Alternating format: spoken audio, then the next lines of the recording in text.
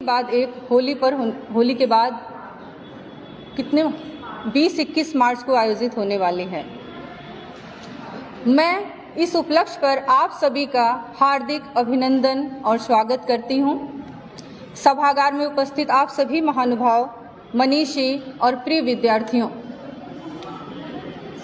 साहित्य के विविध आयाम पर बात करने के लिए ये एक ऐसा अनिवार्य विषय है जो सामाजिक विकास और परिवर्तन से सीधा जुड़ा हुआ है। 100-150 सालों में पूरी दुनिया में जो परिवर्तन हुए हैं, इतनी तीव्र गति से परिवर्तन कभी नहीं हुए थे। मानव इतिहास के इस तीव्र परिवर्तन में जो इसकी आधी आबादी है, वो अपना रास्ता कितना तय की है, सभ्यता के आईने में वो किस रेखा में खड़ी है, स्त्री साहित्य के विविध पक्षों पर जाकर हम इसका बारीकी से विश्लेषण करेंगे। खासकर मैं विद्यार्थियों से कहना चाहूँगी कि भारतीय राज्य जिस वेलफेयर स्टेट में हम लोग रहते हैं, स्वतंत्रता और समानता इसका ध्येय वाक्य है, जिसकी बात जॉन स्टुअर्ट मिल कर रहे हैं। जिस समानता के लिए हमारे संविधान का जो मूल अधिकार है, जो कहता है राज्य अपने किसी भी नागरिक से कभी भी जाति और लिंग के आधार पर विभेद नहीं करेगा। हिंदी साहित्य के इतने सारे लेखा जोखा के बीच हम 2 दिनों तक उसके विविध पक्षों पर जाएंगे। क्या इस लोकतंत्र की जो स्वतंत्रता और समानता है, आज की स्त्री और उसका लेखन उसके प्रति पूरी तरह से आश्वस्त है, या वो अपना काम खुद करने का, अपने मानक खुद रचने का एक तरीका विकसित कर रही है? हम सुधार काल से बहुत आगे आ चुके हैं। ये जागरण का समय है। अब सहानुभूति की बातें भूरेलाल सर बहुत पीछे छूट चुकी हैं। अब हम स्वानुभूति की बात करने आए हैं। हम अपना महसूस किया, अपना अनुभव किया, वो लोकतंत्र के जो हमारे अनुच्छेद हैं, जो आर्टिकल हैं, जो दिए गए संरक्षण है, उसके बीच कितना सुरक्षित है, कितना वास्तविक रूप से हमें मिल पा रहा है, उसका मर्म हमें मालूम है।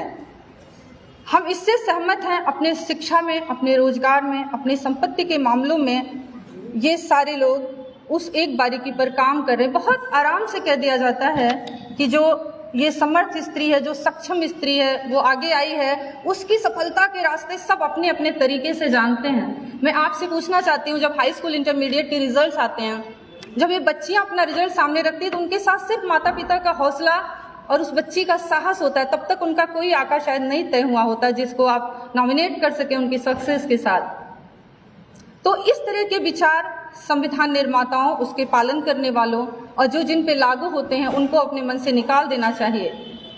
जब हम बाल विवाह, सती प्रथा, पर्दा प्रथा, ये सब बातें करते तो ऐसा लगता है जाने किस दिनों की ये बातें हैं। ये राष्ट्रीय संगोष्ठी इन्हीं सारी विशेषताओं को लेकर चलेगी। तब तक महादेवी जी श्रृंखला की कड़ियां हमारे सामने सबूत के तौर पर रखती हैं। कृष्णा सोपती जी का शताब्दी वर्ष बनाते समय ए लड़की और मित्रों मर्जानी हमारे सामने आ जाता है। चंद्रकिरण सौंडिक्षा हमारे सामने की जो रचनाकार हैं, बहुत महत्वपूर्ण हैं। उनकी पिंजरे की मैना हमारे सामने आती है। बेबी हालदार का आलू अंधारी हो, तस्लीमा, अगर हम इन लोग लेखा जोखा में आएंगे तो आज की संगोष्ठी का बहुत सारा समय इसमें चला जाएगा। आज ये वक्त इन सफलताओं या इसके पीछे के संघर्ष को गिनाने का नहीं है। साहित्य के परिप्रेक्ष्य में ये सारी बातें हिंदुस्तान से बाहर जब जाती हैं, नाओमी वुल्फ कहती हैं कि अर्थक्वेक कोई ऐसी घटना नहीं है जिसकी संभावनाओं को जाना ना जा सके। इसका पूर्वानुमान करना ऐसा नहीं कि असंभव है। यह दरअसल वर्षों की, युगों की विवर्तनिक दबाव की हलचलों के कंपन का परिणाम है। स्त्रियों का जो ये एक्टिविज्म है, उनका जो लेखन है, वो इन्हीं बातों को लेकर के आगे बढ़ना है। ये संगोष्ठी इन ऐसे बहुत सारे सवालों का बहुत सारे क्रमशः विश्लेषण करेगी। इसकी शताब्दी वर्ष के अंतर्गत होने वाले इस महत्वपूर्ण कड़ी पर इस संगोष्ठी का ये लक्ष्य है। हम चाहते हैं आप सब लोग पूरे मन से, पूरे हार्दिक अपनी शुभेच्छा के साथ इसमें शामिल हों। अब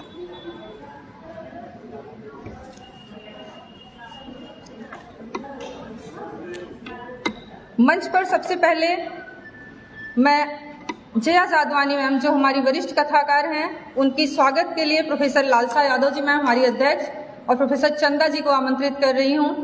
आप कृपया मंच पर आएं और जया जादवानी जी का पुष्प गुच्छ और स्मृति चिन्ह से स्वागत करें।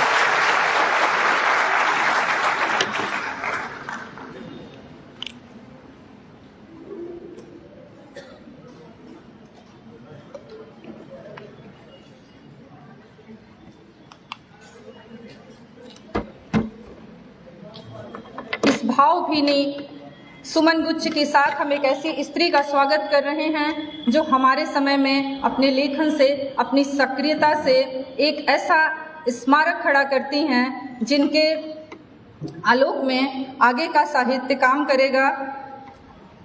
इसके बाद सह संयोजक पूर्व विभागाध्यक्ष हमारी चंदा मैम आ चुकी हैं।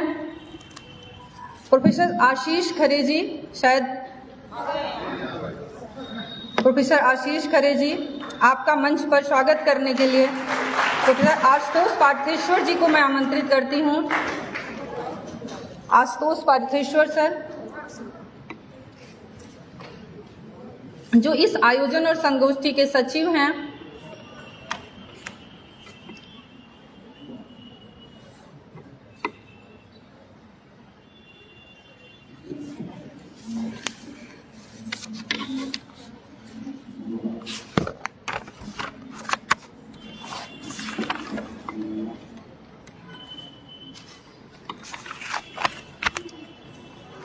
मित्रों, जया जी जैसे और बहुत सारे हमारे सामने जगदीश्वर सर बैठे हुए हैं, सुधा मैम हैं और सारे वरिष्ठ जो विद्वज्जन मनीषी यहाँ उपस्थित हैं, वो सारे लोग अपनी लेखनी से हजारों साल की कायमकृत सत्तात्मक समाज और उसकी व्यवस्था की जमीन को दरका रहे हैं। इस बराबरी और समता के लिए जो सामाजिक राजनीतिक संघर्ष साहित्य के माध्यम से हो सकता है, आप लोगों की लेखनी लगातार वो काम कर रही है। आज की मुखर और अकेली स्त्री उस संतस्त जीवन के हर पहलू से जिस तरह जूझ रही है, ऐसा नहीं लगता कि सावित्रीबाई फुले, पंडिता रमाबाई, ताराबाई शिंदे ने जो मोर्चा संभाला था, उसके बहुत सारे प्रश्न आज भी हमारा सामना कर रहे हैं और हम उनका अपने अपने तरीके से लगातार अपने माध्यम से जवाब दे रहे हैं। मंच धीरे धीरे आगे बढ़ेगा और इस संगोष्ठी के बाद जब 2 दिनों के बाद आप निकलेंगे, विद्यार्थियों का विशेष ध्यान होना चाहिए कि आप थोड़े बदले हुए मनुष्य होंगे। आपके अंदर बहुत सारी पहले की परंपरागत मान्यताएं आपको झंझोड़ेंगी कि हम क्यों और किस तरह से सोच रहे थे। अब ये वक्त है हमें अपनी सोच बदलने का। और साहित्य एक ऐसा माध्यम, एक ऐसा आलोक है। रचना की कोख का कोई लिंग नहीं होता। जेंडर रचना पर और रचना धर्मिता पर लागू हो जाए तो हमें उसे लेखक या लेखिका कहने में संकोच होना चाहिए। लिखने वाला इन बातों से मुक्त होकर ऊपर उठकर लिखता है। इस सशक्त माध्यम का जो तरीका है वो सही तरीके से आने वाली हमारी भावी पीढ़ी के पास पहुंचे, यही हमारी इस संगोष्ठी का उद्देश्य होगा।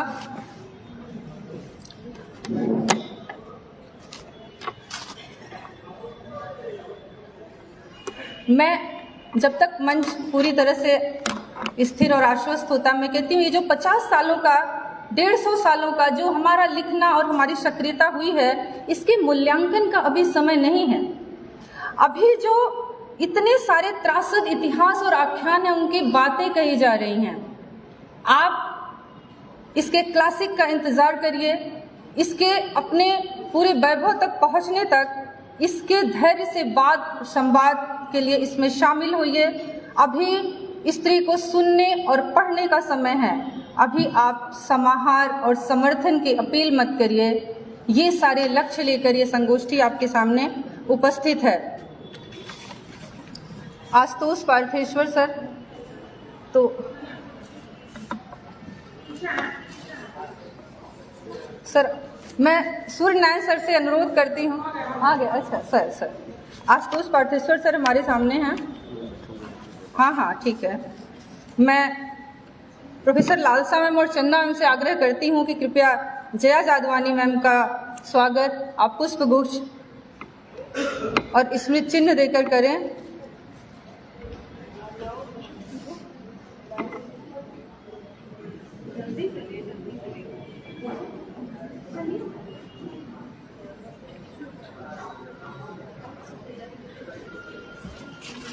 मैं दीप प्रज्वलन के लिए आमंत्रित करती हूँ।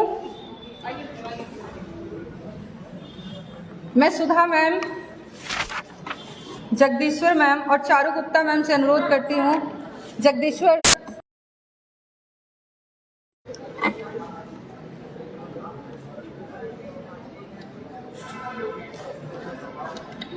शुभोतुम कल्याणम आरोग्यम पुष्टिवर्धनम आत्मतत्वम प्रबोधाय दीपम ज्योतिर्नमस्तुते। मैं ये प्रार्थना करती हूँ प्रकृति से कि ये प्रबोधन हर व्यक्ति के मन हो, स्त्रियों को लेकर एक जजमेंटल जो पहले से बना थॉट प्रोसेस है वो छट जाए इस संगोष्ठी के बाद।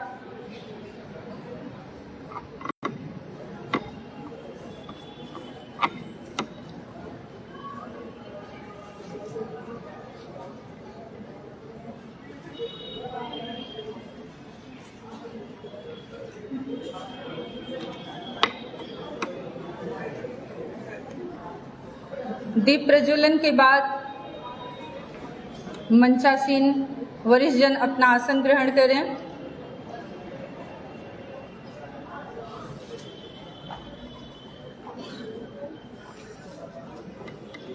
ये दे दो मुझे।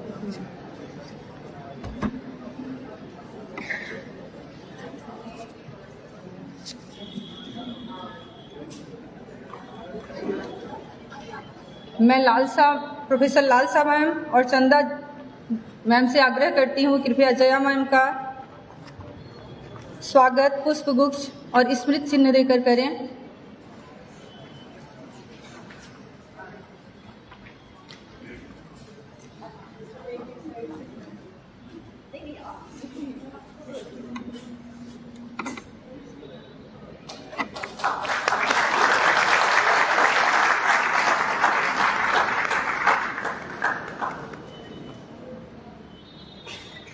मैं आशुतोष पार्थेश्वर सर से अनुरोध करती हूँ कि कृपया कुल सचिव का अभिवादन पुष्पगुच्छ और स्मृति चिन्ह के साथ करें।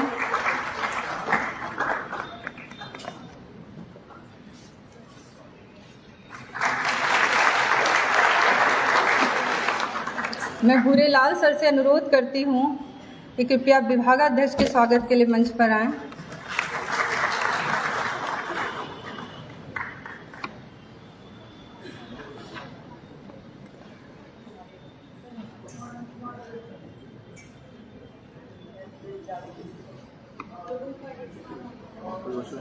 हाँ, चंदा देवी का प्रोफेसर चंदा देवी के स्वागत के लिए मैं कुमार वीरेंद्र सर से आग्रह करती हूँ कृपया मंच पर आएं।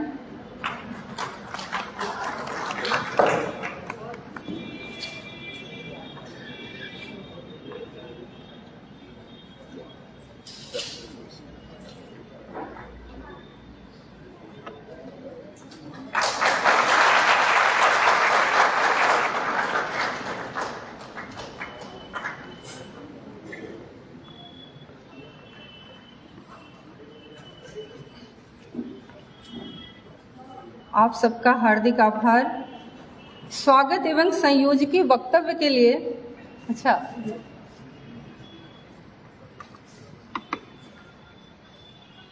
स्वागत और संयोजकीय वक्तव्य के लिए मैं प्रोफेसर लालसा यादव जी को आमंत्रित करती हूँ, कृपया मंच पर आएं।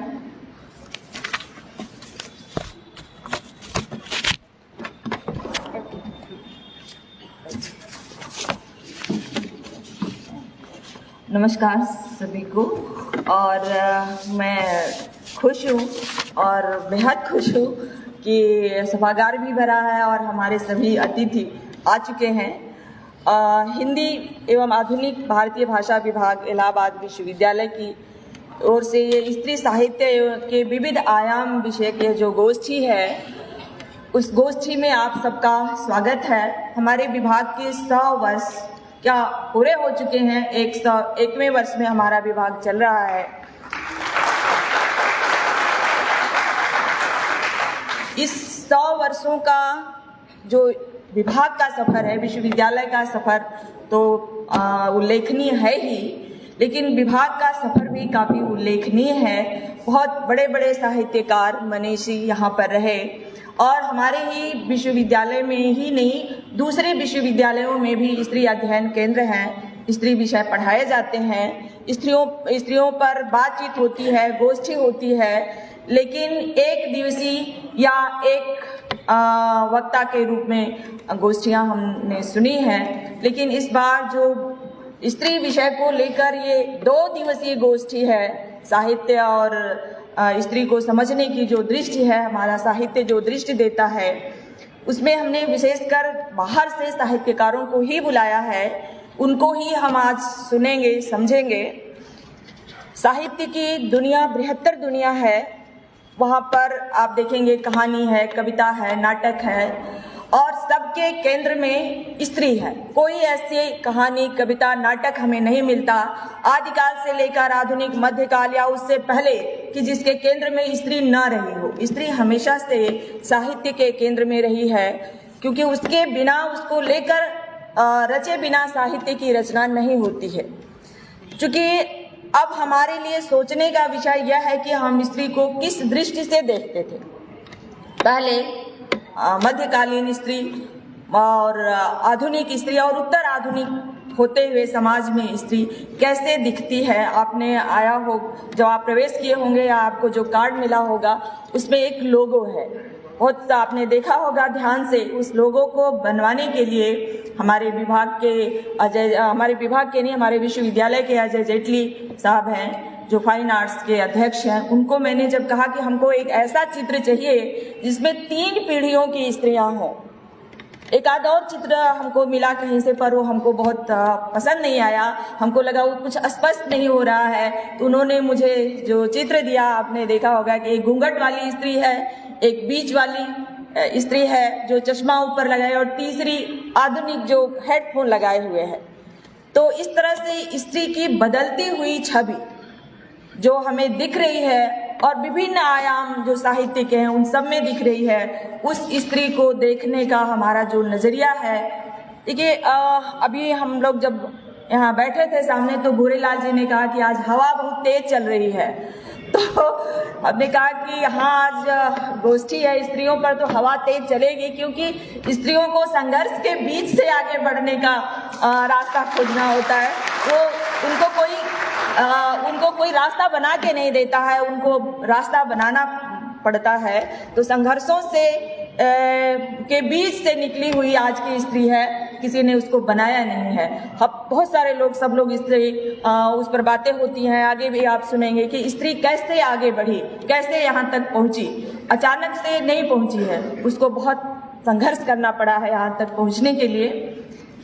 एक अनामिका जी की एक कविता है जिसको मैं पढ़ते हुए तो शायद ज़्यादा, क्योंकि कविता ज़्यादा संवेदनशील और प्रेषणीय होती है और कम शब्दों में ज़्यादा समझा देती है, इसलिए मैं अनामिका जी की कविता से अपना संयोजकीय वक्तव्य रखूंगी। पढ़ा गया हमको जैसे पढ़ा जाता है कागज, बच्चों की फटी कापियों का चनाजोर गरम के लिफाफे बनाने से पहले। देखा गया हमको जैसे कि कुप्त हो उम्मीदें देखी जाती है कलाई घड़ी अल सुबह अलार्म बजने के बाद। सुना गया हमको यूं ही उड़ते मन से जैसे सुने जाते हैं फिल्मी गाने सस्ते कैसेटों पर ठसाठस ठुसी हुई बस में। भोगा गया हमको बहुत दूर के रिश्तेदारों के दुख की तरह।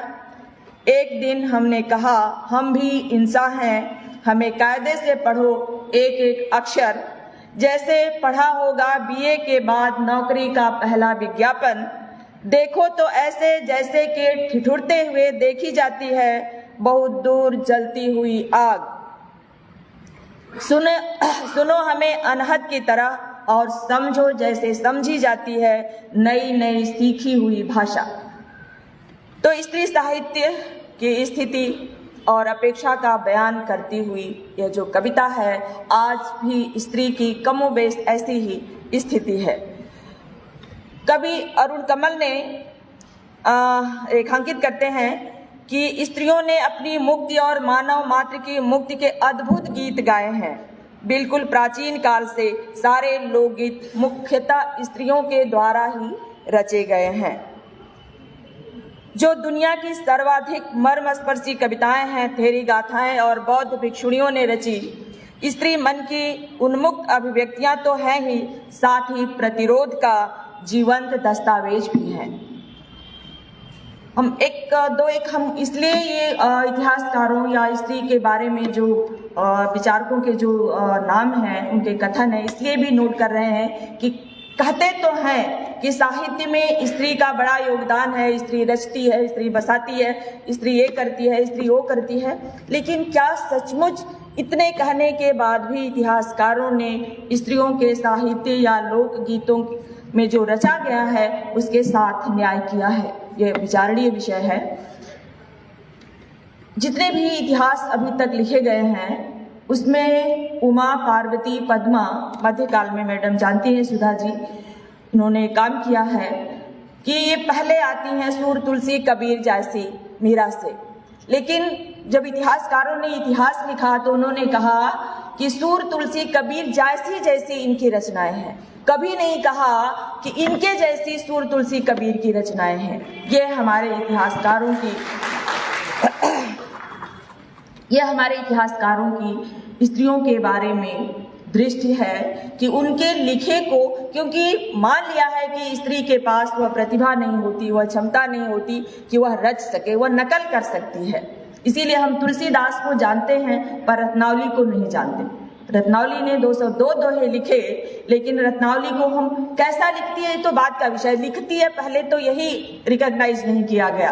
तो इसलिए हमारे लिए यह विचारणीय विषय होता है कि साहित्य में हम स्त्री को माने और उसके जो देह है उसको रेखांकित करें या उसको रिकॉग्नाइज करें। बहुत सारे लोगों ने किया। जब हम ये बात कह रहे हैं तो आप उदाहरण दे सकते हैं कि फलाने किया है। अगर कुएं में ढकेलने का काम किया तो कुएं से निकालने का काम भी पुरुषों ने किया। ऐसा नहीं है कि नहीं किया है, लेकिन वह संख्या उतनी नहीं है जितनी होनी चाहिए, संख्या में उतनी नहीं है। एक बात। दूसरा, एक छोटी सी बात और कहना चाहेंगे कि हमें वहाँ पर बाहर लिखा होगा, मैंने एक लोगो लगवाया है कि सौंदर्य स्त्री विरोधी मानक है, कि सौंदर्य के प्रति हम इतने आज तक, मतलब स्त्रियां सच के अच्छी लगती हैं, हम आप भी तैयार होके आते हैं, सच के आते हैं, पुरुष भी सच के आते हैं, लेकिन स्त्री ऐसे ही सुंदर लगती है। वो रफ टफ सुंदर नहीं लगती है, जब तक सज न ले तब तक सुंदर नहीं लगती। हमारे यहाँ कुंभ हुआ, कुंभ में एक बहुत वायरल हुआ एक वीडियो, सबने सुना होगा, हम नहीं जानते कि किसी ने न सुना हो। मोनालिसा का नाम, जो माला बेचने वाली थी, बहुत सुंदर थी, आंखें सुंदर थी, माला बेचने वाली सुंदर थी। अब उसको मेला छोड़ के भागना पड़ा, ऐसा कहा गया। तो चंडीगढ़ की एक गहना बनाने वाली कंपनी ने उनको हायर किया है कि हमारे गहने का प्रचार करो, बहुत सुंदर है। किसी ने ऑफर किया सिनेमा में सीरियल बनाने का, यानी कि स्त्री उसको ब्यूटी विदाउट ब्रेन और ब्यूटी विद ब्रेन। तो विदाउट ब्रेन है तो उसको सुंदर कैसे दिखेगी? जब तक हम उसको आभूषणों से, गहनों से सजा नहीं लेंगे तब तक वो सुंदर नहीं दिखेगी। सुंदर दिखने के लिए जरूरी है और कि वह गहनों से, आभूषणों से और अपने हाव भाव, अपनी चाल ढाल से ऐसी दिखे कि सुंदर लगे। अन्यथा मोनालिसा की रफ टफ ब्यूटी लोगों को पसंद नहीं है। अन्यथा जो ये माल बेचने वाली कंपनियां हैं ऐसे हायर नहीं करती। हायर किया उनको क्योंकि उनको उसको और सुंदर बनाना है, सुंदर बना के ही उसको लोगों के सामने पेश कर सकते हैं। तो ये हमारा आज का समाज है जो स्त्री को क्या देखना चाहता है और हम भी वैसा ही दिखना चाहते हैं। ये हमारे तो क्या वैसे हमारे बीच में मैं विमर्श पढ़ाती हूँ तो लड़कियाँ भी लड़के भी कहते हैं मैडम लड़कियाँ तो घर की लक्ष्मी होती हैं। तो लक्ष्मी तो होती हैं घर की, लेकिन लक्ष्मी किस रूप में होती हैं भाई? अपनी लक्ष्मी को कैसे रखोगे? घर के भीतर उड़ा के, पहना के, सजा के लक्ष्मी को रखोगे या लक्ष्मी को बौद्धिक रूप से भी कुछ आगे बढ़ने दोगे? और एक शब्द पुरुषों की दुनिया में है, आप पता नहीं परिचित है या नहीं है, बिंबो। जो लोग पढ़ते हैं वो जानते हैं कि बुद्धि से, मस्तिष्क से खाली सुंदर स्त्री को कहते हैं बिंबो। जो मस्तिष्क नहीं है, सुंदर दिख रही है, जैसे हमारे यहाँ ब्रिटनी स्पेयर को कहते हैं बाहर के देश में, हमारे यहाँ कहते हैं राखी सावंत, जैसे जो लड़की है सुंदर है पर ऊपर से खाली।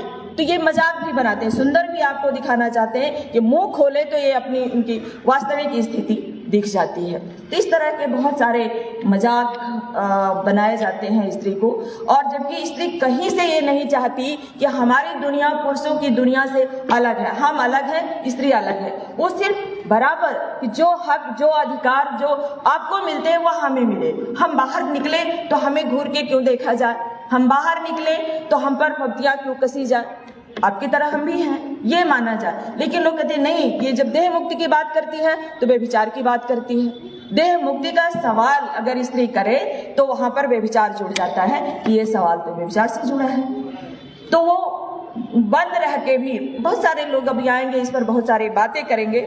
मैं अपनी ओर से और अपने पूरे विभाग की ओर से, इलाहाबाद विश्वविद्यालय के कला संकाय की ओर से इस गोष्ठी में आए वक्ताओं का हृदय से स्वागत और अभिनंदन करती हूँ। आदरणीय जया जादवानी जी, मशहूर इतिहासकार प्रोफेसर चारू गुप्ता जी, नवजागरण और स्त्री साहित्य की गंभीर अध्येता प्रोफेसर सुधा सिंह और प्रोफेसर जगदीश्वर चतुर्वेदी जी, नवजागरण काल के साहित्य पर अपने गंभीर शोध कार्य के लिए सुपरिचित डॉक्टर सुजीत कुमार सिंह और डॉक्टर चारू सिंह, कहानीकार कविता जी और डॉक्टर ज्योति चावला, कवित्री कविता कादम्बरी, युवा आलोचक श्रुति कुमुद, स्त्री वैचारिकी की गंभीर अध्येता प्रोफेसर प्रीति चौधरी और डॉक्टर अर्चना सिंह, हिंदी के वरिष्ठ आलोचक और आज 75 वर्ष पूरा कर रहे श्री वीरेंद्र यादव, बहुपठित और लोक साहित्य के विशद अध्येता डॉक्टर अवधेश मिश्र, हमारे विभाग के पूर्व अध्यक्ष और प्रखर आलोचक प्रोफेसर प्रणय कृष्ण और नाटक की दुनिया के सुपरिचित नाम अमितेश कुमार, आप सभी का हार्दिक स्वागत है। आपके वक्तव्यों से यह गोष्ठी सार्थक और जीवंत होगी, ऐसा हमारा विश्वास है। इस अवसर पर मैं अपनी माननीय कुलपति महोदया को बहुत सम्मान के साथ याद करना चाहती हूँ, जो एक जरूरी बैठक के लिए शहर से बाहर हैं। उनका सहयोग, समर्थन और निर्देशन न होता तो यह गोष्ठी संभव ही न होती। हमने पिछले वर्ष, जैसा कि सुधा जी ने बताया, कि 3 गोष्ठियों का प्रस्ताव मैडम को दिया था और बिना एक पैसा, जैसे होता है नहीं कि हम जब प्रस्ताव बनाते हैं तो हमको लगता है 3 मांगो तो शायद 2 मिल जाए, 1 मांगो तो शायद 80 मिल जाए। तो हम लोगों ने 3-3 का प्रस्ताव दिया और बिना एक पैसा कम किए उन्होंने पूरा का पूरा स्वीकृत कर दिया। एक हो चुकी है, एक हो रही है और एक होने वाली है। हमारा विभाग इसके लिए उनका बहुत आभारी है। मैं उनकी अनुपस्थिति में ही उनका स्वागत करती हूँ। वे यदि परिसर में होती तो अवश्य आती, उनका वादा था मुझसे कि मैं इस गोष्ठी में रहूंगी। हमारे विश्वविद्यालय के कुल सचिव प्रोफेसर आशीष खरे जी यहाँ उपस्थित हैं, उनका बहुत स्वागत है। वे अत्यंत व्यस्त रहते हैं, लेकिन अपने साहित्य प्रेम के चलते हमारे विभाग के हर कार्यक्रम में उपस्थित रहते हैं। हम उनका बहुत स्वागत करते हैं, हृदय से आभार प्रकट करते हैं। देश के विभिन्न विश्वविद्यालयों और महाविद्यालयों से आए प्रतिभागी मित्रों, हमारे विश्वविद्यालय के विभिन्न विभागों से आए शिक्षक, महाविद्यालयों के शिक्षक, परास्नातक, स्नातक कक्षा के छात्रों का हार्दिक स्वागत है। आप सभी जो यहाँ उपस्थित हैं और कल से ही तैयारी में लगे हैं, जो पर्दे के पीछे हैं, आपका बार बार स्वागत है। आज कल के जो वक्ता श्रोता इसमें शामिल हैं, होंगे, सभी सहभागी बनेंगे, उन सभी का मैं अपनी ओर से, अपने विभाग की ओर से हार्दिक स्वागत करती हूँ, उनका अभिनंदन करती हूँ। उम्मीद करती हूँ कि इन 2 दिन की बातचीत में हम सभी समृद्ध होंगे।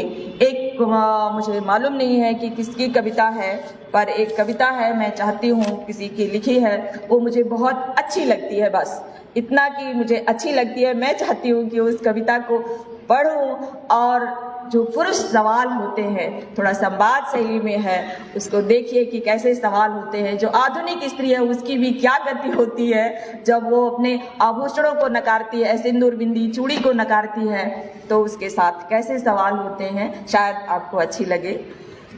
उसने कहा, चूड़ियाँ सुंदर लगेंगी तुम्हारी कलाइयों में, पहनती क्यों नहीं, पहना करो। हमने सुना और मुस्कुरा दिया। पाजेब से पैर बहुत सुंदर लगते हैं, उसकी संगीतमयी ध्वनि मुझे अच्छी लगती है, पहना करो। हमने सुना और सुनकर मुस्कुरा दिया। पर सर पर पल्लू हो तो कितना सुंदर लगोगी तुम। हाँ, बिल्कुल सीता सी। रखा करो सर पर पल्लू। हमने सुना और सुनकर मुस्कुरा दिया। फिर अति बौद्धिक प्रश्न तुम्हारा, अच्छा बताओ चूड़ी क्यों पहनती है औरत? कब पहनी होगी पहली बार? मैंने कहा मुझे ज्ञात नहीं। हाँ, सुहाग की निशानी है ये पता है। फिर हमने कहा अच्छा बताओ पुरुष चूड़ी क्यों नहीं पहनते? उसने कहा हट पगली, पुरुष चूड़ी कैसे पहनेगा? कायर कहेंगे सब उसे, वो तो औरत का गहना है। हमें तो इसी जवाब का इंतजार था। हमने कहा औरत का गहना पुरुष के लिए तौहीन क्यों है? उसने कहा मत पहनो, बस लेक्चर मत झाड़ो। हमने कहा अभी पाजेब, पल्लू और बिंदी तो हमने पूछे ही नहीं। बस, थैंक यू। जय जय जय जय इलाहाबाद। और ये हमारे गोष्ठी हम शुभकामना करते हैं और सबसे उम्मीद नहीं करते, विश्वास है मुझे कि मेरे आगामी आने वाले दिन सर का आशीर्वाद है। और सर ने मुझे कल काफ़ी उत्साहित किया, तो मुझे बहुत अच्छा लगा कि आप साथ हैं और आपका आशीर्वाद है। और हमने सिर्फ महिलाओं को शामिल नहीं किया है, पुरुष भी हमारे साथ हैं जो विचारों से। एक दिन सर मैंने किसी को कहा कि हमने कहा पुरुषों को क्यों बुलाया? हमने कहा हमने उन पुरुषों को बुलाया है जो फेमिनिस्ट हैं। तो कहे कि महिला पुरुषों को तो फेमिनिस्ट मत बनाइए। तो मुझे लगा कि हमने कहा सर मेरा मतलब है जो स्त्रीवादी, जो विचारधारा से स्त्रीवादी हैं उनको बुलाया है। और धन्यवाद, नमस्कार, सबका स्वागत, आभार।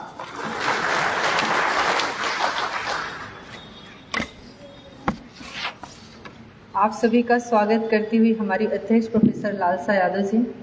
उनका कहना था कि अपने पक्ष में खड़ा होने का मतलब नहीं कि हम किसी के विपक्ष में खड़े हैं।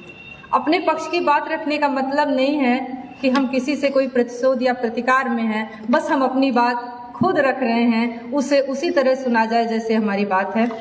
आज की हमारे जो विशेष अतिथि हैं हमारी, उनके उद्घाटन भाषण के लिए, उद्घाटन सत्र के इस भाषण से पहले मैं उनका बहुत संक्षिप्त में आपका परिचय बताती हूँ। आपका जन्म 1 मई 1959 को कोतमा, शहडोल, मध्य प्रदेश में हुआ था। जया जादवानी जी की शिक्षा हिंदी और मनोविज्ञान में आप परास्नातक हैं। आपकी कृतियों पर बस मैं बहुत कम शब्दों में बात करूंगी। मैं शब्द हूँ, अनंत संभावनाओं के बाद भी उठता है कोई, एक उठी अश्वर, ये आपके 3 कविता संग्रह हैं। पहिन जी गोल्हा में आपकी सिंधी कविता संग्रह है। मुझे ही होना है बार बार और अंदर के पानियों में कोई सपना कांपता है।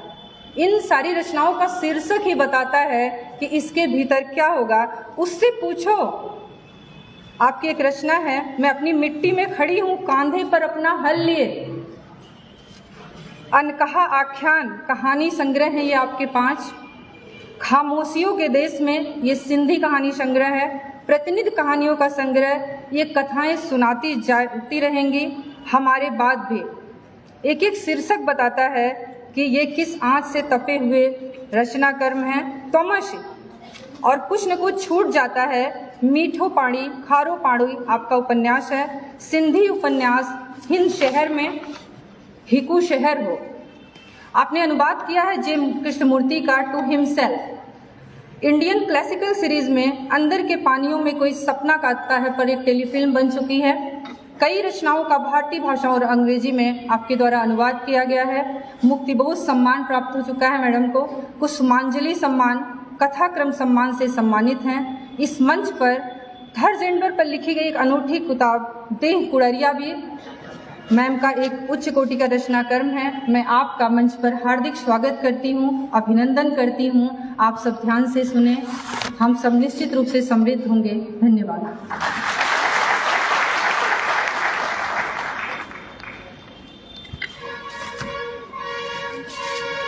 बहुत आदरणीय मंच, मेरे सामने बैठे हुए बहुत प्यारे दोस्तों, मैं प्रयागराज यूनिवर्सिटी के हिंदी विभाग की आभारी हूँ जिन्होंने हमें यहाँ सबको बुलाया है और मुझे आपके सामने अपनी कुछ बातें रखने का मौका दिया है। बहुत बहुत शुक्रिया। दोस्तों, इस वक्त में जबकि हमारा अदब और अदीब से रिश्ता कमज़ोर हुआ है, ऐसे प्रोग्राम इस रिश्ते आवाज़ कुछ गड़बड़ है क्या? ऐसे प्रोग्राम इस रिश्ते को मजबूत करने के लिए कुछ गांठें लगाते हैं और इन्होंने जो प्रोग्राम किया है अदब और अदीब के रिश्ते को मजबूती प्रदान की है। ऐसे प्रोग्राम हमेशा होते रहने चाहिए। उम्बेर्तो इको जो प्रसिद्ध इतावली चिंतक कथाकार हैं, उन्होंने कहीं कहा है, वही कौम हिंसा पर उतारू होती है जिसका अदब से रिश्ता कमज़ोर होता है। इस रोशनी में अगर हम देखें तो हमारा भी अदब से रिश्ता कहीं न कहीं कमज़ोर हुआ है, जिसका फ़ायदा फ़िक्रा परस्तों ने उठाया है।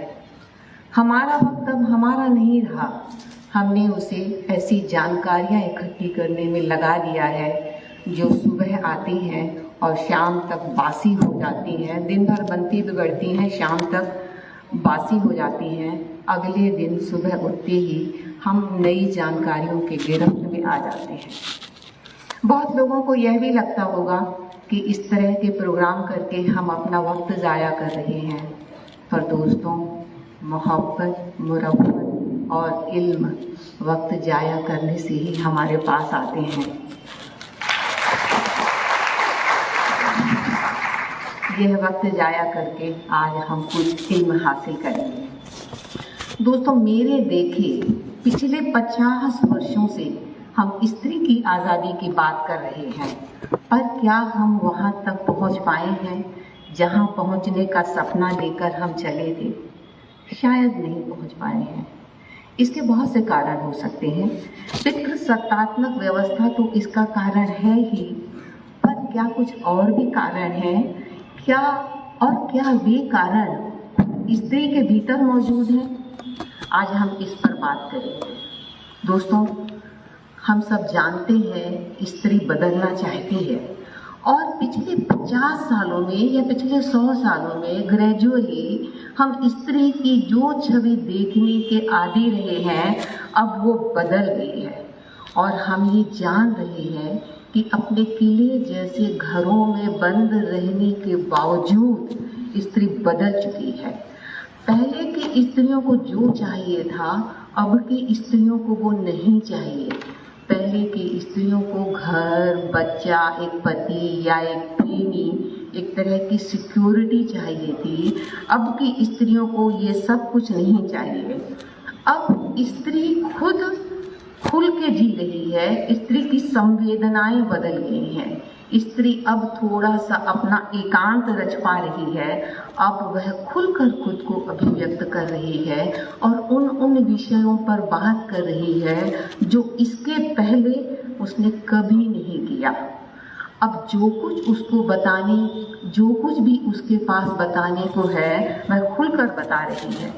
अपने अंगों की बात, अपनी जिस्मानी भूख और प्यास की बात, अपनी आगाज़ों की बात, जिसकी बाबत वह सदियों से चुप थी।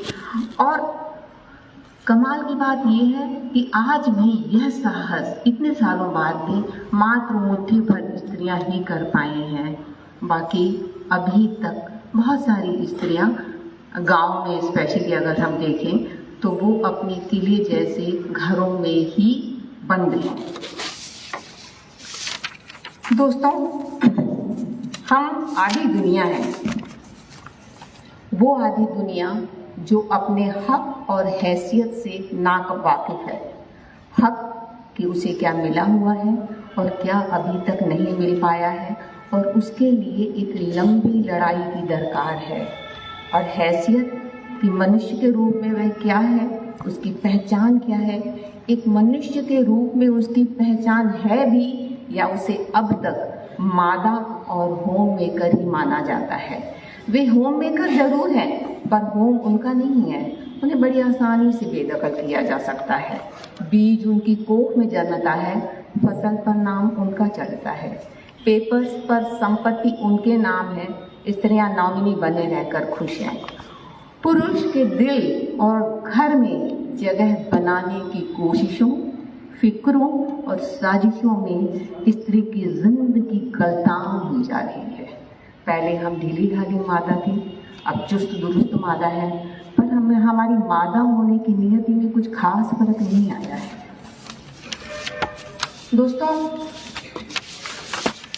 21वीं सदी के इस लम्हे में जब मैं आपके सामने स्त्री साहित्य के विविध आयाम पर बात कर रही हूँ, आप देख सकते हैं पिछले 20-30 सालों में स्त्री कहाँ से कहाँ पहुँच गई है और हमारे देखते ही देखते स्त्रियों की न जाने कितनी नस्लें आ गई हैं।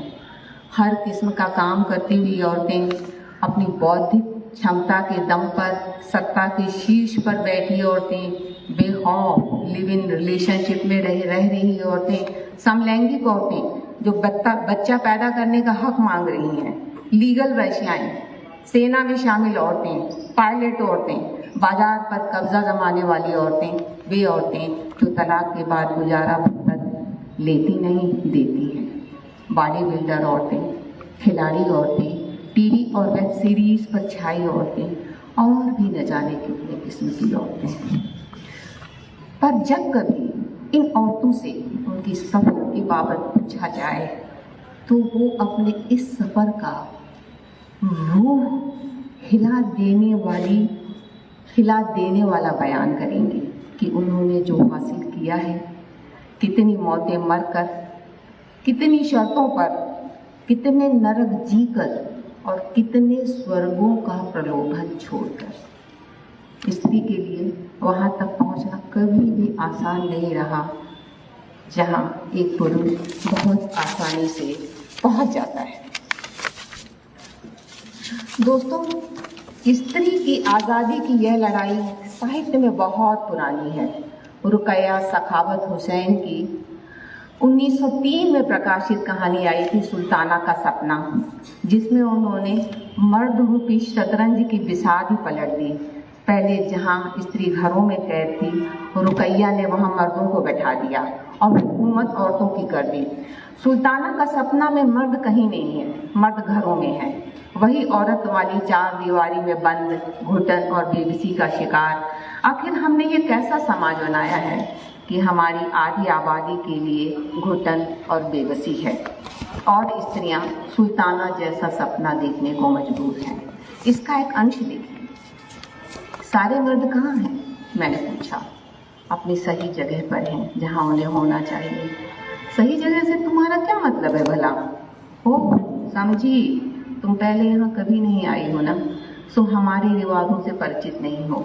हम अपने मर्दों को घरों में बंद रखते हैं जैसे हमें जनाना में रखा जाता था। अब ये 1903 की कहानी है। तब एक औरत के भीतर, 125 साल पुरानी कहानी है, तब एक औरत के भीतर आज़ादी का सपना कुलबुलाता है और वो चाहती है कि मर्द वही जिंदगी जिए जो उसने हमारे लिए तय कर रखी है।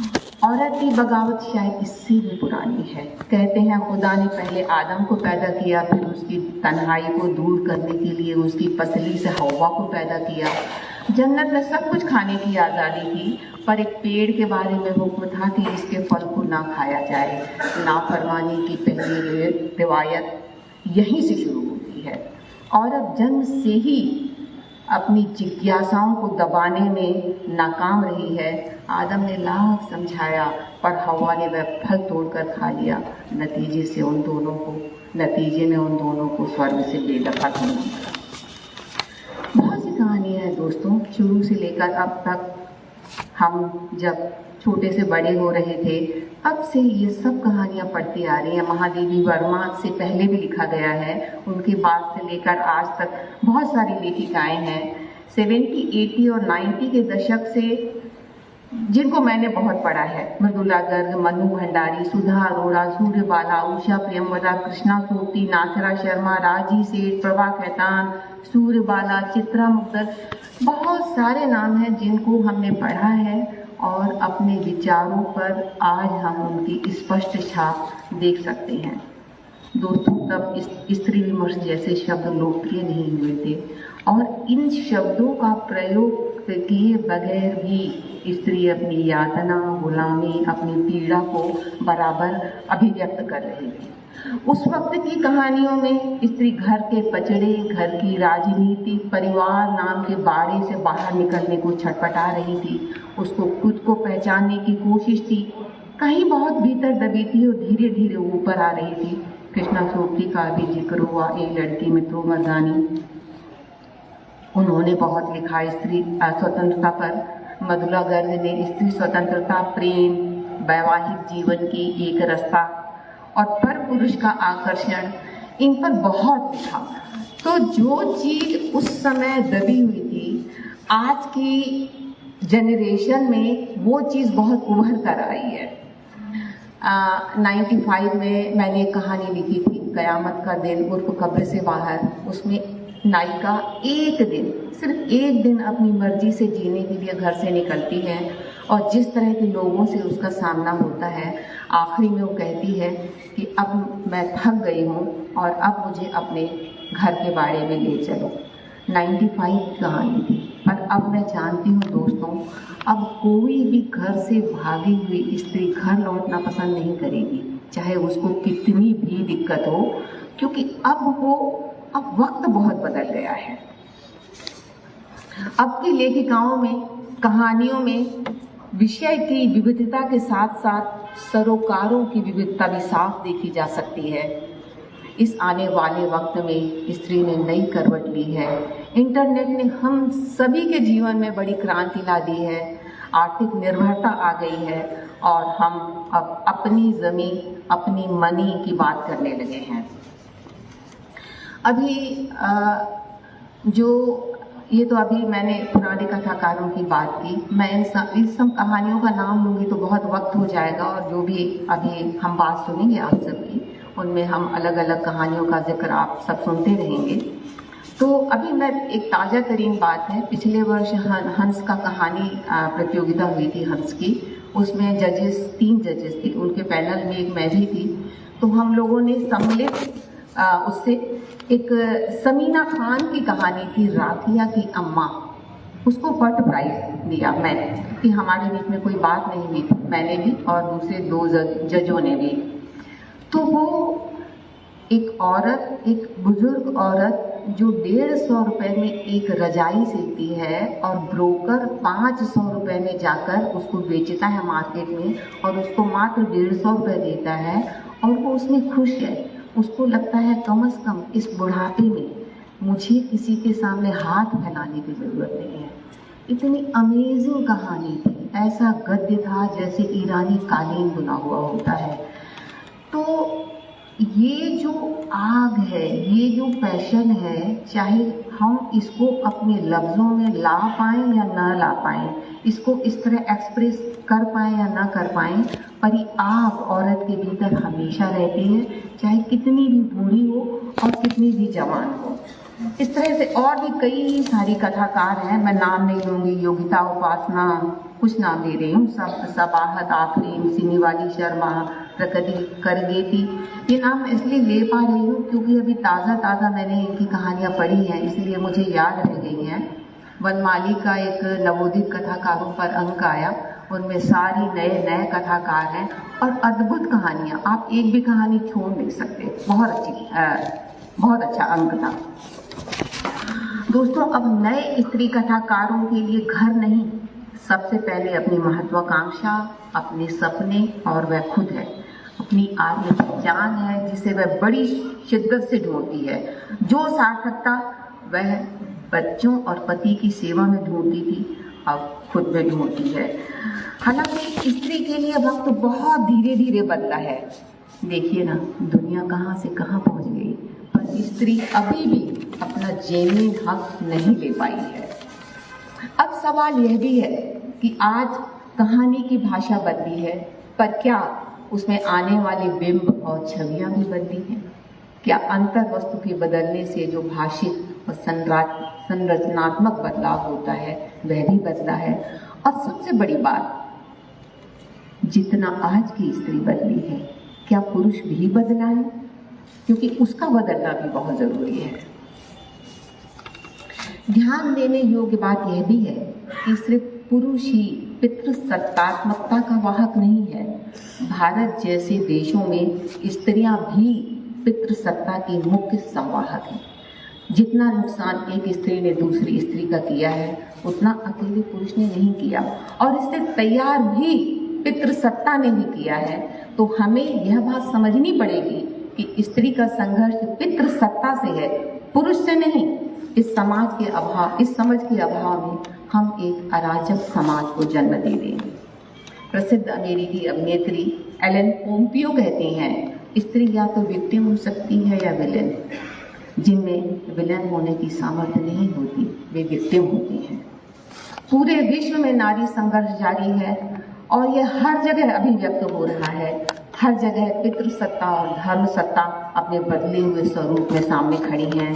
तालिबान, मध्य पूर्व और ईरान में कठमुल्लापन इसके उदाहरण है। हालांकि पश्चिम में, यूरोप में काफ़ी राजनीतिक सामाजिक समानता स्त्री के हिस्से में आई है, पर यह सफ़र अब भी इतना आसान नहीं है। स्त्रियों, ईरान के औरतों की पीड़ा पर यादवेंद्र शर्मा की एक किताब आई है, अंधकार में खुलती हुई एक खिड़की। उसमें आप ईरानी महिलाओं का दिल दहला देने वाला बयान पढ़ेंगे। उसकी डायरी के अंश देखेंगे किस तरह से उन्होंने अभिव्यक्त किया है अपनी तकलीफ। ये बहुत पढ़ने लायक किताब है। 2020 में यूनेस्को के अध्ययन के अनुसार भारत ही नहीं, बहुत सारे देश जेंडर बायस्ड हैं। इधर अब जाकर LGBTQ हमारी कहानियों में शामिल हुए हैं। इसके पहले तक किसी ने इनका दर्द समझने की कोशिश नहीं की थी। और बहुत सारे और भी हैं, LGBTQ में भी कैटेगरीज हैं जिनके बारे में हमने कभी नहीं सोचा, हमने कभी उनकी तरफ ध्यान नहीं दिया। अब मैं देखती हूँ कि इक्का दुक्का लोग इनके बारे में लिख रहे हैं और इनकी तकलीफ बयान कर रहे हैं। पर बात सिर्फ इतनी ही नहीं है, इसका दूसरा पक्ष भी देखा जाना चाहिए। जिन मुट्ठी भर स्त्रियों को आज़ादी मिली है, उन्होंने अपनी आज़ादी का क्या किया है? क्या वह मिली हुई आज़ादी और जिम्मेदारी संभाल पा रही हैं, या दोनों के बीच कहीं फंस गई हैं, गोल गोल घूम रही हैं और उन्हें बाहर निकलने का रास्ता नहीं मिल रहा है? आने वाले सालों में परिवार नाम की संस्था कितनी बचेगी, ये भी एक विचारणीय प्रश्न है। जंजीरें टूटी हैं, पर कितनी टूटी हैं? बहुत सारे प्रश्न हैं जिनके जवाब देखने में सरल प्रतीत होते हैं, पर हैं नहीं, क्योंकि प्रश्न भी गहरे नहीं हैं। स्त्री को आज कई मोर्चे संभालने होते हैं। उसे घर की तुच्छ लड़ाइयों से लेकर बाहर के कंपटीशन और रेप तक के भयों का सामना करना पड़ता है। वह इन बदलावों को कैसे देखती है, कैसे जीती है, कैसे इनसे डील करती है और कैसे इनको लिखती है? अब देखिए ना, हमारी माँ बुर्का पहनती थी और हमारी बेटी बिकनी पहनती है, और हम वो बीच की पीढ़ी है जिनका सारा जीवन इस लपलपाती विद्रोह की ज्वाला को झेलते हुए गुजरा है कि जो हमने देखा है वो हमारी बेटी को न देखना पड़े। अब इस बात को एक और एंगल से भी देखने की ज़रूरत है कि स्त्री कहीं ना कहीं, आज की युवा लड़की पुरुष की बराबरी करना चाहती है। हालांकि वह बराबरी करने की कोई ज़रूरत नहीं है, फिर भी वह चाहती है कि लड़कों जैसा स्वच्छंद जीवन जी सके। लड़कों की तरह वह भी शराब, सिगरेट और नाइट आउट करना चाहती है। और इसकी क्या वजह हो सकती है? क्या वह खुद को अभी भी पुरुष की आंख से देख रही है? सिमोन द बोवा ने बहुत पहले कह दिया था, जब एक स्त्री आईने के सामने बैठकर खुद को देख रही होती है तो कहीं ना कहीं वह खुद को पुरुष की आंख से देख रही होती है। सुंदरता को बढ़ाने और बचाने वाली बड़ी से बड़ी ब्रांड इस बात की गवाह है कि उनका एक ही मकसद है स्त्री को रिझाना। चाहे मुट्ठी भरी सही, लड़कियों को अब अपनी तरह से जीने की जो आज़ादी मिली है, और जो लड़कियों की एक नई पौध आई है, जो दूर रह के जॉब करती है, अकेली रहती है, अकेले रहने के सारे खतरे उठाती है, ऑफिस का दबाव सहती है, लोलुप निगाहों से खुद को बचाती है, लिव इन में रहती है, जल्दी पार्टनर्स बदलती है, वे अपने घरों से मिली हुई आज़ादी को जी लेना चाहती है। कितनी रचनाएं इन विषयों पर लिखी गई हैं। पूर्व और पश्चिम दोनों जगह बड़े उपभोक्तावादी बाजार बन चुके हैं। अपराध, ड्रग्स, स्त्री देह की खरोद फरोख्त, फैशन, यौन उद्योग फल फूल रही है और इसने स्त्री को उसके वस्तुकरण के लिए राजी कर दिया है और स्त्री ने अपने देवीकरण के विरुद्ध वस्तुकरण चुन लिया है। उसकी स्वतंत्रता अब पितृसत्ता और पूंजीपतियों के जिम्मे है और उन्होंने ही परिवार मुक्त जीवन का एक भ्रम रचा है। यूरोप में पोर्न इंडस्ट्री बड़ी तेजी से विकसित हो रही है, जिसका कारोबार लगभग $97 बिलियन प्रति वर्ष है और ये भी बहुत पुराना है। दोस्तों, सोचने की बात यह है कि क्या स्त्री की चेतना में कोई गुणात्मक उत्कर्ष हुआ है कि वह अपने देह के भूगोल से बाहर निकलकर खुद को पहचान सके, या कि वह अभी भी एक प्रोडक्ट की तरह दिखने और बिकने में ही यकीन रखती है। यह बात हर किसी को समझनी पड़ेगी कि स्त्री और पुरुष के बंधन और मुक्ति साझा है। अकेला पुरुष मुक्त नहीं हो सकता, अकेली स्त्री नहीं मुक्त हो सकती। वह एकाकी होती स्त्री के द्वंद्व, विचलन और संघर्ष में उसका साथ दे और उसे मनुष्य होने के गौरव से सचेत कराए, जहाँ वह पूरी खिल सके। जब तक स्त्री नहीं खिलेगी, मुक्त नहीं होगी, तब तक मनुष्यता मुक्त नहीं होगी। दोस्तों, ये मात्र कुछ ही प्रश्न हैं जो मैं आपके सामने रख रही हूँ। आप मेरे पास जो भी वक्ता आएंगे, उनके अपने प्रश्न होंगे, उनकी अपनी सोच होगी, तो हम इन सवालों का मिलकर सामना करेंगे। और अंत में एक महत्वपूर्ण बात कहना चाहती हूँ कि स्त्री संघर्ष को पुरुष के खिलाफ नहीं समझा जाना चाहिए और ना ही स्त्री को पुरुष की तरह व्यवहार करने की जरूरत होनी चाहिए। दोनों दो विपरीत हैं, तभी उनमें आकर्षण है और प्रेम है।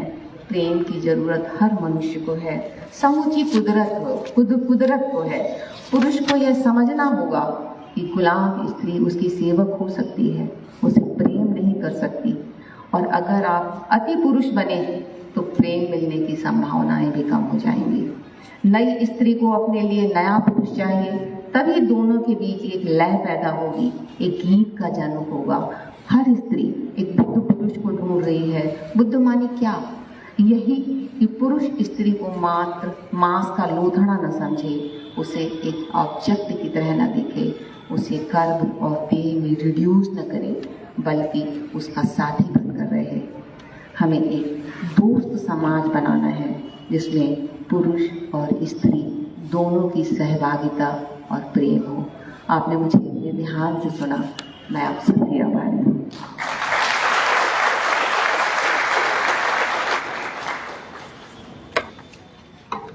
बहुत आभार आपका जया जादवानी जी। इतने सुंदर सरल और सटीक बात का कोई विश्लेषण करके मैं उसकी सुंदरता को खराब नहीं करना चाहती। मुझे अपने सभागार के श्रोता क्षमता पर पूर्ण विश्वास है। इतनी सटीक बातें जब हों तो उनमें कुछ भी कहना मुझे अशोभनीय लग रहा है। बस जो कुछ सवाल मैडम ने छोड़े हैं उसमें दो बात ऐसी है, ये असूर्य पश्या जो स्त्रियां थीं, अब की स्त्रियों को वो सब कुछ नहीं चाहिए। उसका सपना, उसकी सोच और उसके सवाल बदल गए हैं। इस सवाल के साथ हम 2 दिनों तक चर्चा में रहेंगे। और एक और हल्का सा इशारा मैम ने कहा, कहीं इसकी कोई बुनियाद हमारे ही भीतर, उन कुछ स्त्रियों के भीतर या सबके भीतर तो नहीं बची रह गई। हम अपनी कुछ जो जकड़न है उसको छोड़ सकें, ये भी इस संगोष्ठी का उद्देश्य है। इस क्रम में विश्वविद्यालय के कुल सचिव अध्यक्ष प्रोफेसर आशीष खरे जी को मैं मंच पर आमंत्रित करती हूँ आज के भाषण के लिए। सर आएं और अपनी बात रखें। धन्यवाद।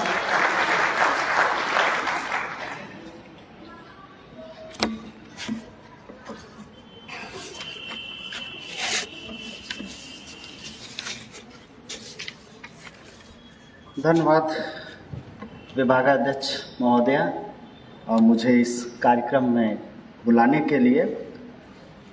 मंच पर मंचासीन जया जाधवानी जी, विभागाध्यक्ष महोदया, प्रोफेसर चंदा देवी, हिंदी विभाग के समस्त शिक्षक, कई संस्थाओं से, साहित्यिक संस्थाओं और एजुकेशनल इंस्टीट्यूशंस से आए हुए अतिथिगण, छात्र छात्राओं, सभी को मेरा नमस्कार। हिंदी विभाग ने पिछले साल अपनी स्थापना के 100 वर्ष पूर्ण किए हैं। यह हिंदी विभाग का 101वां वर्ष चल रहा है और इस वर्ष में हिंदी विभाग ने कई तरीके के गोष्ठियां, कई तरीके के कार्यक्रम आयोजित किए हैं, जिनमें से मुख्य रूप से हिंदी विभाग की लगभग साल भर चलने वाली एक गोष्ठियों की श्रृंखला है, जिसमें कुछ गोष्ठियां हिंदी विभाग सफलतापूर्वक आयोजित कर चुका है और कुछ गोष्ठियां अभी हिंदी विभाग को आयोजित करनी है। हिंदी विभाग ने इस विश्वविद्यालय में 100 साल पूरे किए हैं। इस विश्वविद्यालय ने अपने 138 साल पूरे किए हैं, यानी 138 साल के विश्वविद्यालय के इतिहास में हिंदी विभाग का 100 साल का साथ रहा है विश्वविद्यालय। और हिंदी विभाग में अगर हम बात करें तो आचार्य धीरेन्द्र वर्मा से लेकर के एक पूरी लीगेसी रही है। हिंदी विभाग के शिक्षकों की ही एक लीगेसी नहीं रही है, हिंदी विभाग से निकले हुए साहित्यकारों ने हिंदी के क्षेत्र में हर, चाहे वो कहानी का क्षेत्र हो या कविता का क्षेत्र हो या उपन्यास के क्षेत्र हो, उसमें अपना पूर्ण योगदान दिया है। कई नाम हम ले सकते हैं, महादेवी वर्मा जी का नाम ले सकते हैं, मुंशी प्रेमचंद जी का नाम ले सकते हैं, और भी ढेरों नाम हैं। और साथ साथ इस विश्वविद्यालय की खूबी ये भी रही है, मुझे वो बात नहीं पूरी तरीके से ध्यान है, अभी किसी ने हाल फिलहाल में कहा है कि हिंदी की कई धाराएं इस विश्वविद्यालय से निकली हुई है और इस विश्वविद्यालय पर हिंदी का इतना ही प्रभाव नहीं रहा है, कई दूसरे विभागों के शिक्षकों ने हिंदी में अपना महत्वपूर्ण योगदान दिया है, जिनमें से सब लोग जानते हैं कि डॉक्टर हरिवंश राय बच्चन ने अपना महत्वपूर्ण योगदान दिया है, जो अंग्रेजी के शिक्षक थे। और उसी श्रृंखला में हमारे बीच जंतु विज्ञान की प्रोफेसर अनीता गोपेश मैडम बैठी हुई हैं, उनका भी हिंदी में काफ़ी योगदान रहा है। और आज के समय में कम से कम हम बच्चन जी को नहीं देख सके, बच्चन जी को नहीं सुन सके इस विश्वविद्यालय से, लेकिन मैडम को जरूर सुन पाए हैं और देख पाए हैं।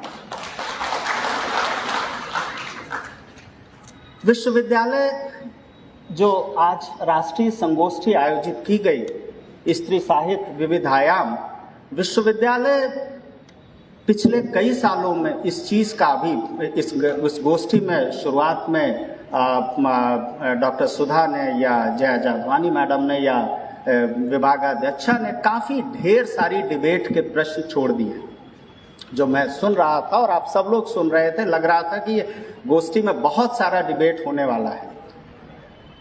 कुछ चीज़ों के हम भी साक्षी हैं, जैसा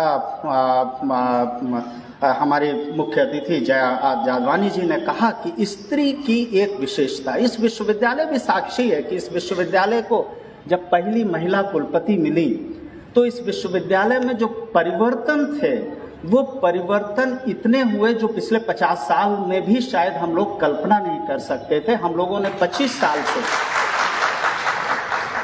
साल मुझे हो गया इस विश्वविद्यालय में, और लगभग एक ऐसा दौर आया कि उन कल्पनाओं की उम्मीदें छोड़ दिया था कि इस विश्वविद्यालय का इस तरीके से भी कायाकल्प हो सकता है। उसी श्रृंखला में मैडम ने, वाइस चांसलर मैडम ने इस संगोष्ठी का, जैसा विभागाध्यक्षा महोदय ने कहा, कि 4 गोष्ठियों की अनुमति बिना किसी फंड में कटौती के कर दिया।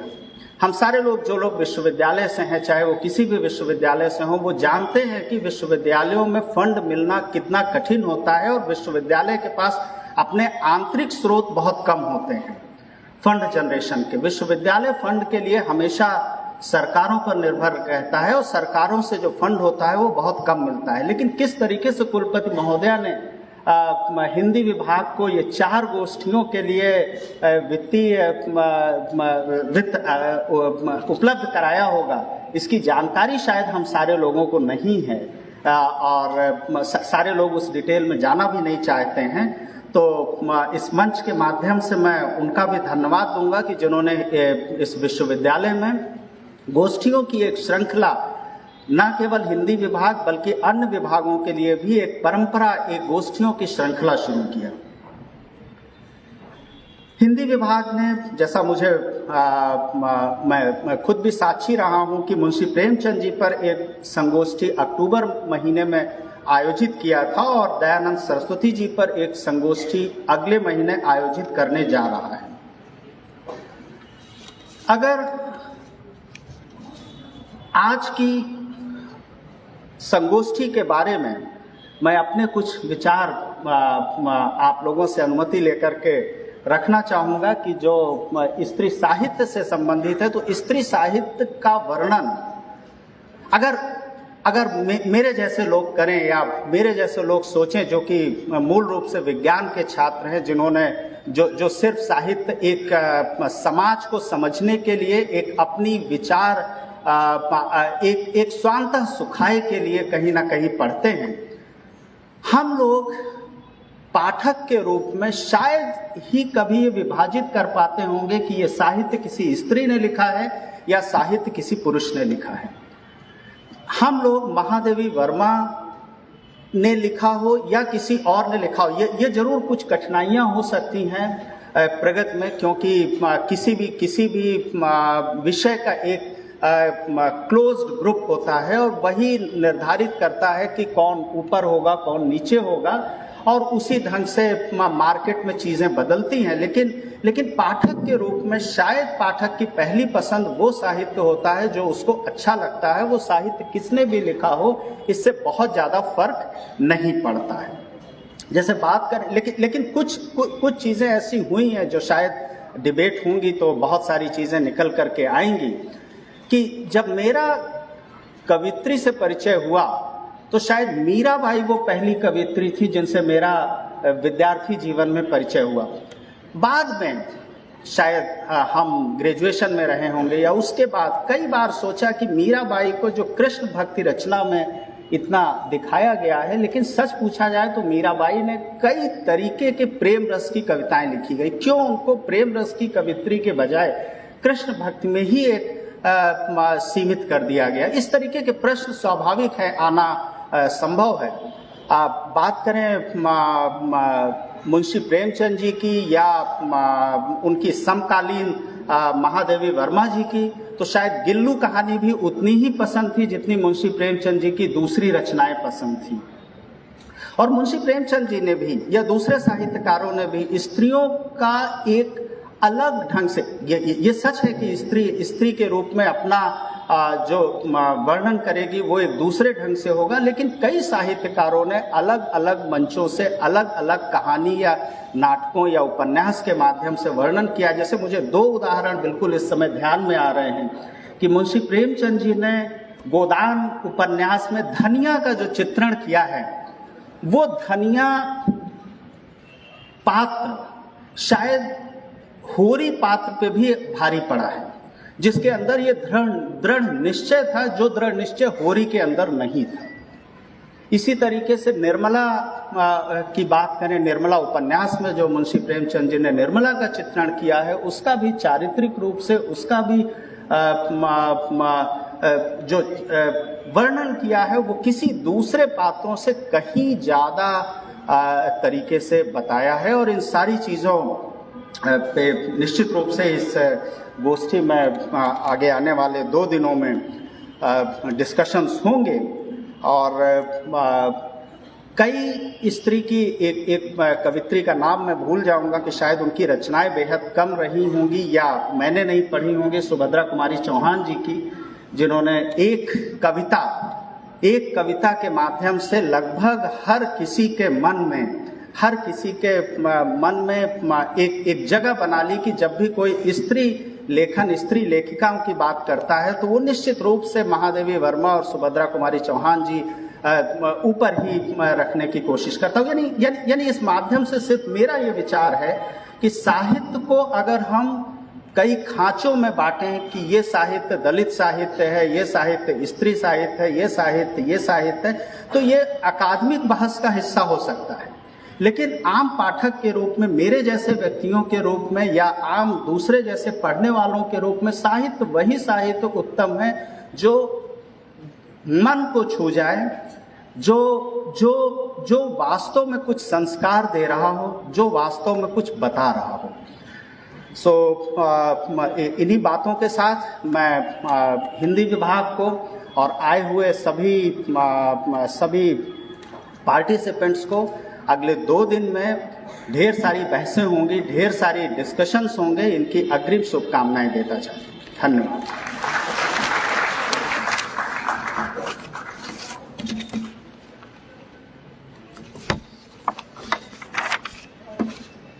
बहुत धन्यवाद कुल सचिव जी।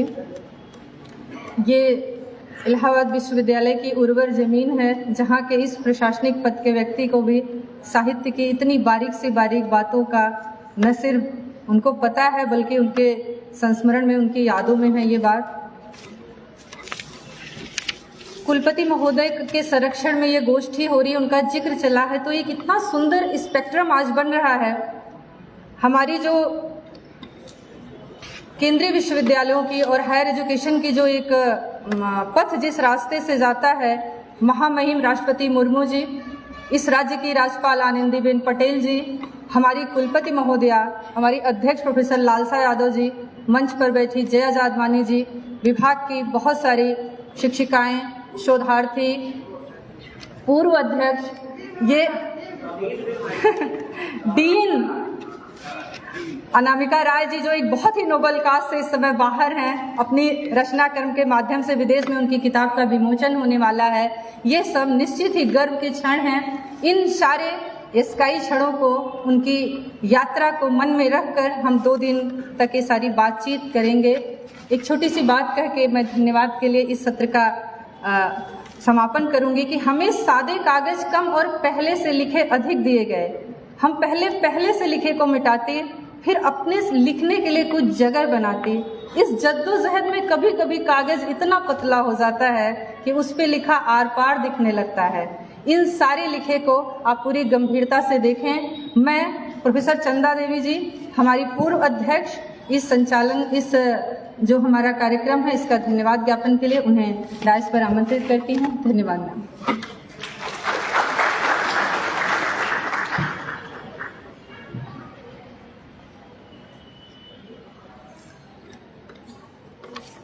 मित्रों, धन्यवाद ज्ञापन की जो ये प्रक्रिया है, ये औपचारिकता महत्वपूर्ण भी है क्योंकि इसी से हमारा जो ये आयोजन है उसकी सार्थकता दिखती है।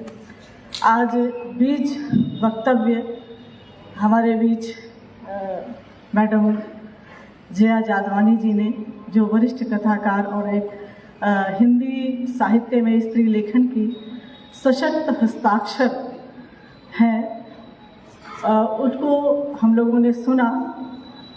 उनमें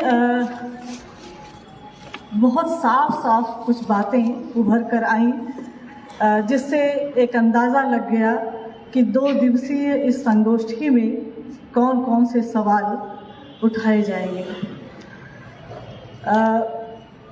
एक तो यह बात जो मैम जया जी ने कही कि स्त्री अधिकारों का प्रश्न, तो एक अंतर्विरोध जो यहाँ पर है स्त्री अधिकारों की दावेदारी को लेकर या स्त्री देह का प्रश्न, और बहुत सारी बातें इसमें आएंगी, वो हम देखेंगे अपने आगामी सत्र में।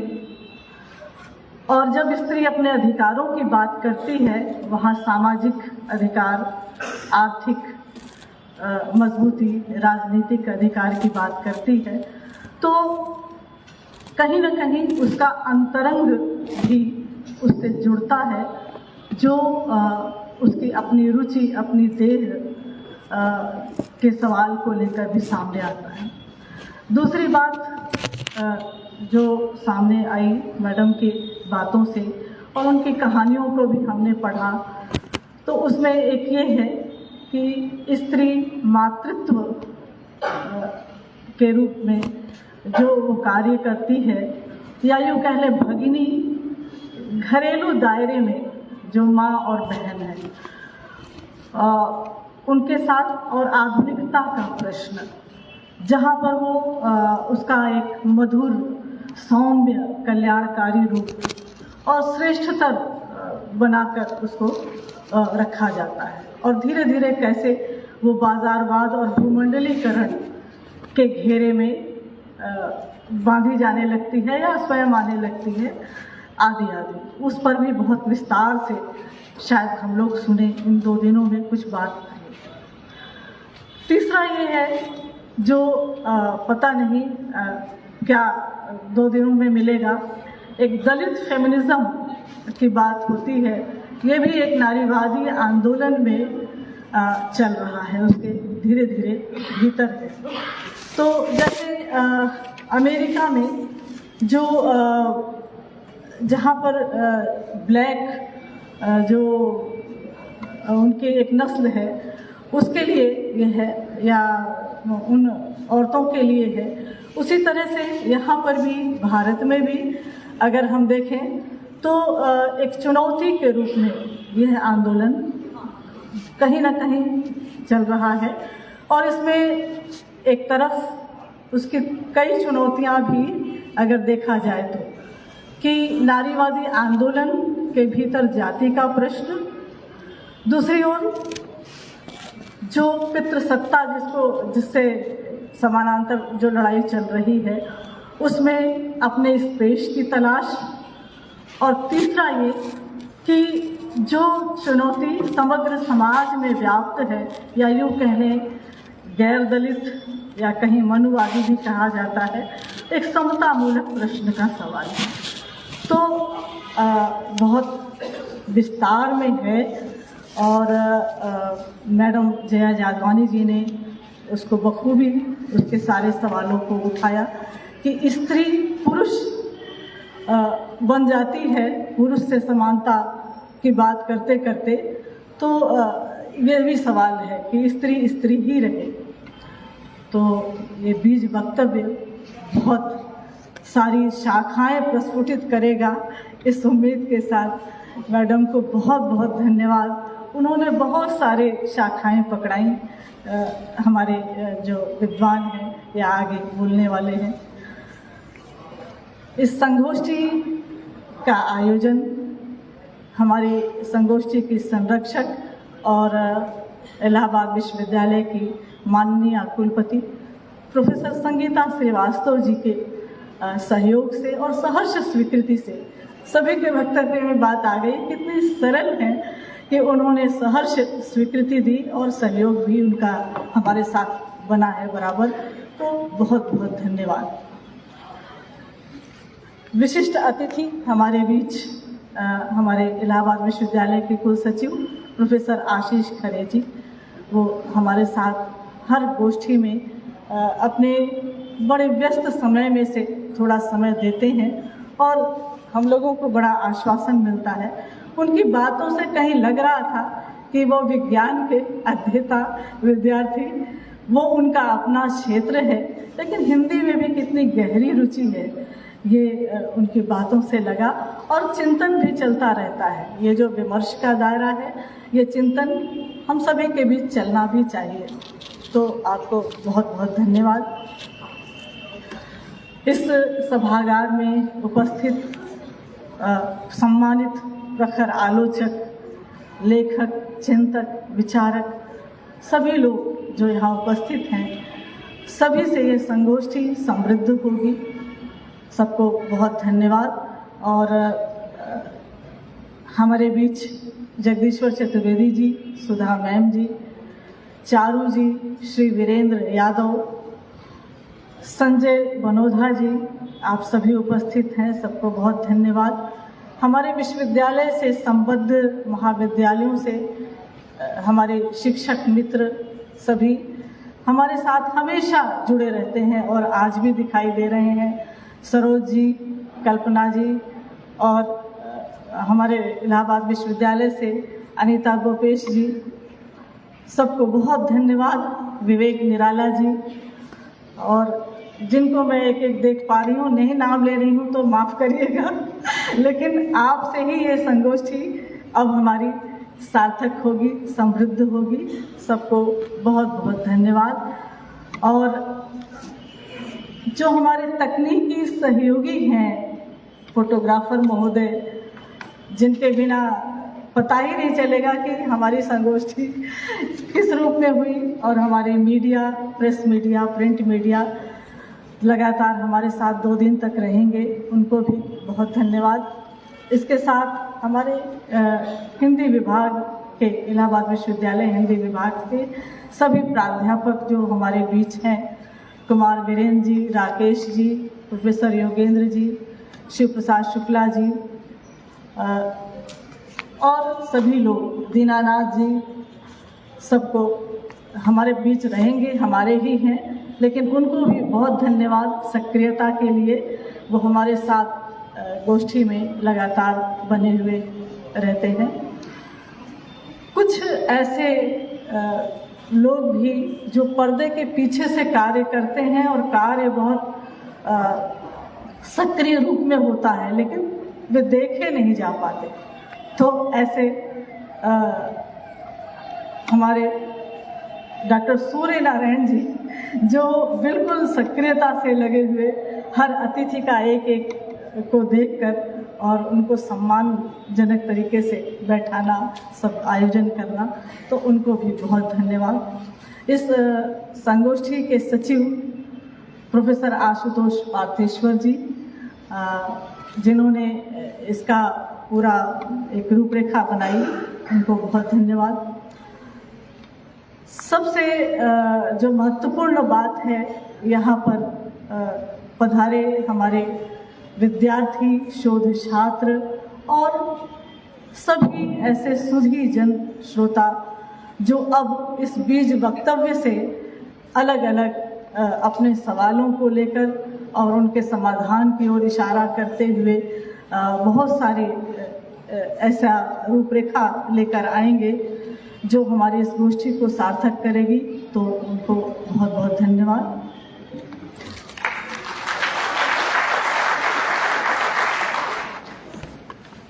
मुझे नहीं लगता कि धन्यवाद ज्ञापन करने के लिए इससे अच्छा कुछ हो सकता है। इतनी उदार, इतनी सरल हृदया हमारे विभाग की प्रोफेसर चंदा देवी जी, कुलपति महोदया का उदार मना होना, उसका परिणाम है इस संगोष्ठी का फंडिंग, जो बहुत कीवर्ड होता है किसी कार्यक्रम का। इतने सरल, इससे ये पता चलता है कि अगर ये कमान ऐसे लोगों को दी जाए तो सब कुछ कितना सुंदर हो सकता है। आप सब इसके साक्षी हैं। सबसे कठिन है सरल होना, ये एक बड़ा ही एस्टेब्लिश थॉट है। मैं इस संगोष्ठी के अगले तकनीकी सत्र के बारे में आपको बताना चाहूँगी। नव जागरण और स्त्री प्रश्न के ऊपर बात होगी। हमारे बीच में professor Charu Gupta ji, professor Sudha Singh, professor प्रज्ञा पाठक आपके बीच हैं। और पहला जो स्वागत सत्र होता है, कहीं ना कहीं इसमें थोड़ा सा औपचारिक होना हमारा व्यवहार, हमारी परंपरा है, लेकिन दूसरा तकनीकी सत्र हम सभी के लिए बहुत उद्बोधन वाला होगा। विद्यार्थियों से विशेष अनुरोध है कि आप लोग उपस्थित होकर ध्यान से इसे धैर्यपूर्वक सुनें और समझें, अपने सवाल करें। मैं अपनी बात खत्म करती हूँ। हम आप अपनी तलाश में हैं, मेरा कोई रहनुमा नहीं है। वो क्या बताएंगे राह मुझको, जिन्हें खुद अपना पता नहीं। ये मंदिर, ये इनके मंदिर, ये उनके मस्जिद, ये ज़र परस्तों की सजदागाहें, अगर ये इनके खुदा के घर हैं तो इनमें मेरा खुदा नहीं है।